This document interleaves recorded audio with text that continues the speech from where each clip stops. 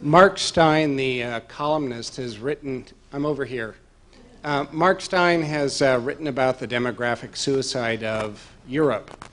Generally, the Muslim countries don't have any notion in the Western sense of democracy, and so their leaders make pronouncements that may or may not reflect the will of the people.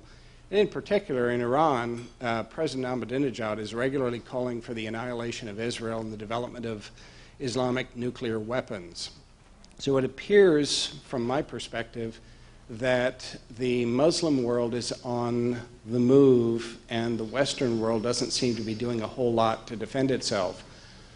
Do you foresee any way to resolve this short of some sort of a violent conflict between the Western powers and the Islamic powers? And by Islamic powers, I don't mean the general individuals in Muslim countries who may not agree with their leaders, but the political powers who are calling for such things as the destruction of Israel.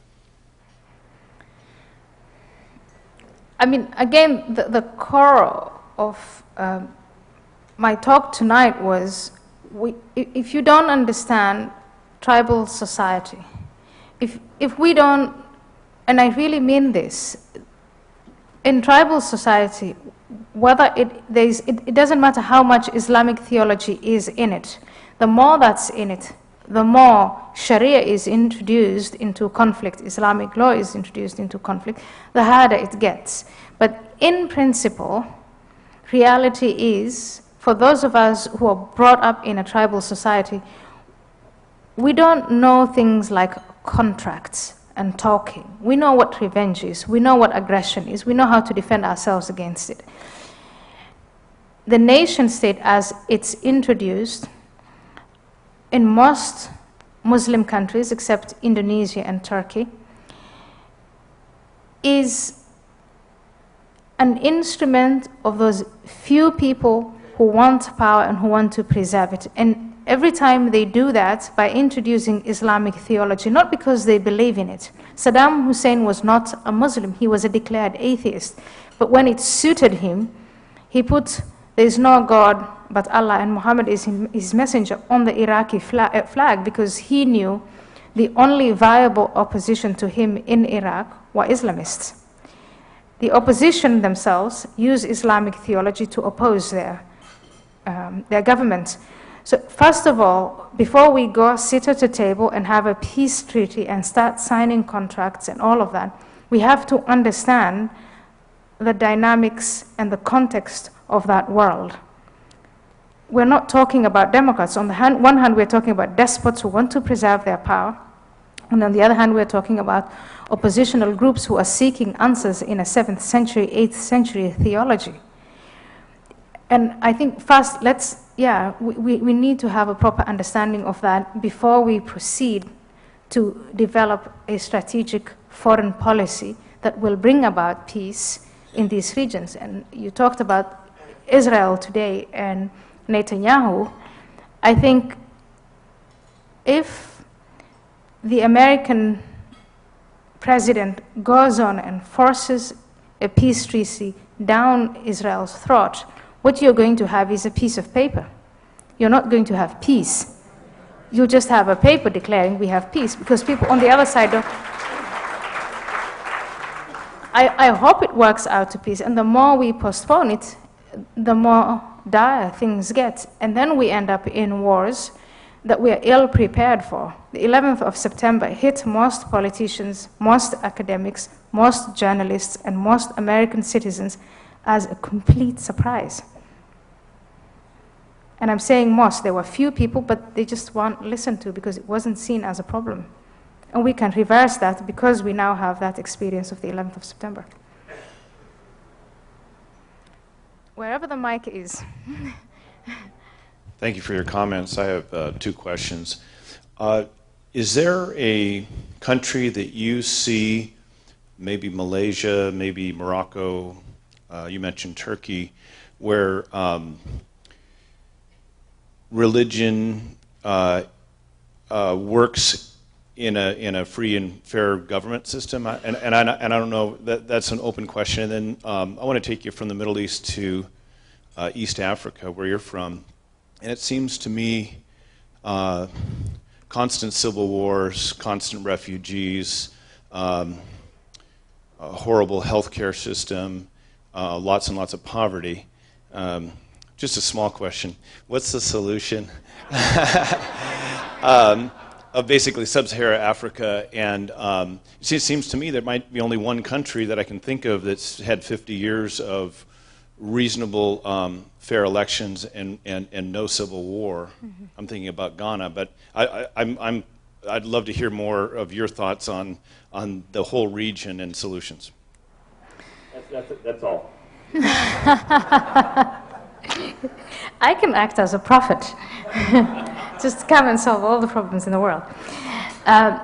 I'll start with the second question. I have met a woman from Zambia at the last Time 100 dinner called Dambisa Moyo, who wrote a book called Dead Aid, and where she used to work for the World Bank, is at Oxford University now, and studied at Harvard. And it's a very small book, but it's an account of everything that went wrong in Africa and what aid to Africa, financial help from rich Western countries has done to Africa, that it has achieved the exact opposite results of what was required. Trillions of dollars have been poured into Africa. There's nothing to show for it. If anything, it's poorer, more diseases, more terrible. And I think that she is someone who will be able to answer that question much better than I do. I wasn't focusing on Africa since I left it. But I completely agree with her. I completely agree with the idea. It's just like the welfare system in Europe, where immigrants come in, people are not taught about their rights. Rights are introduced to them as if they're entitlements. Then you have these entitlements, you're on welfare for a decade, two, and then suddenly everything turns around and you're told you should go and work, and you don't understand why they're suddenly making these demands. And so then you still consider yourself a victim. And I think the same sort of dynamic, same sort of pathological relationship between the giver of charity and the receiver of charity is what's been going on in Africa. And to make matters worse in Africa, all these monies were given mostly to governments that were not elected, and even if they were elected, were not efficient governments, and so they could get away with it. That's the story in Africa. In Indonesia and in Turkey, both democracies, corrupt democracies, democracies with lots and lots of problems, democratic form of government is a problematic form of government, and both countries do not have a long history of democratic practice. But religion, again, in both countries, Islam comes as a form of opposition. If politicians are corrupt and they don't provide what they promise, then religious groups, the Islamic Brotherhood movement, both in Turkey and in Indonesia, probably stronger in Indonesia, and a lot of Saudi money, not just from Saudi Arabia, but Kuwait, the United Arab Emirates, rich individuals from the Gulf, put a lot of money into creating religious schools or madrasas. It's become a form of Arab Islamic imperialism that's very successful, that you can see in Pakistan. In both countries, that kind of radical Islamism and political Islam as a way of opposition has taken place. And in fact, in Turkey, as far as, I think I consider the current government, the current ruling party in Turkey, to be more Islamist than true to the ideas of Ataturk, the secular ideas of Ataturk. So in both countries, you see, yes, an elite that could sit here, but also an Islamized mass in the religions and in the regions, in the rural areas. And how that's going to play itself out is, it will, especially in Turkey, which is more dramatic, we'll see within a matter of time. Turkey used to be pro-Israel, is no longer pro-Israel. Used to be pro-America, is no longer that. Wanted to join the EU on EU terms, and now things look like as if the EU is going to join Turkey. Very interesting developments to see. Yeah. This will be the final question.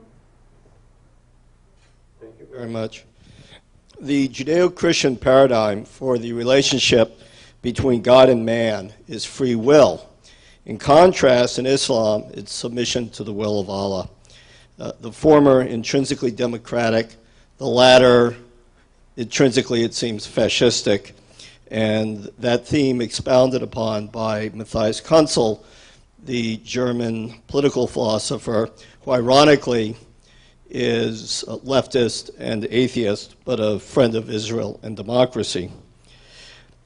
Given the inherent, profound, seemingly irreconcilable clash between a spiritualism centered around free will and the other disciplined by submission of an imposition of will, what hope is there really for reconciliation between the civilizations, much less even reformation within Islam?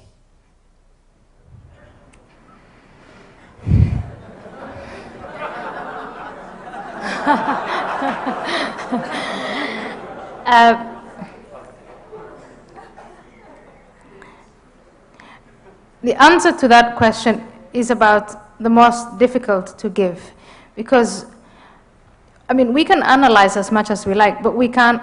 I find it very hard to predict the future. What I can see is that those who believe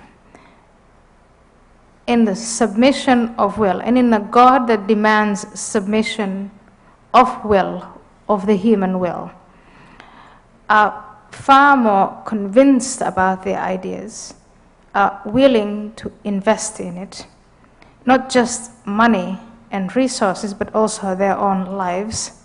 And they're being rewarded for those convictions and that hard work. Westerners, Europeans or Americans, go to the rest of the globe and give a lot of charity. But all that non-governmental action and activism, I want to say not all, most of it, is most of the secular or Judeo-Christian charity from America and Europe is provided as something that is value neutral. We will come and we'll help you build roads, hospitals, we'll help you this way or that way, but you can keep your customs, you can keep your culture, you don't have to adopt our values. Wealthy Arab Islamic countries, China, Russia, if they do give anything at all, they will do it first and foremost in the interest of their own states and their own people. And whatever they give is not value neutral. Strings are attached. I'll build you a mosque, but you convert to Islam. I'll build you a hospital, but you convert to Islam. And unless we take on that competition, we're not going to win that war. And it's not something that government should do. We are, as Americans and Europeans, present more than any other force, everywhere, all over the world. But we're just presenting ourselves and marketing ourselves as being value neutral. And unless we change that, we're not going to win.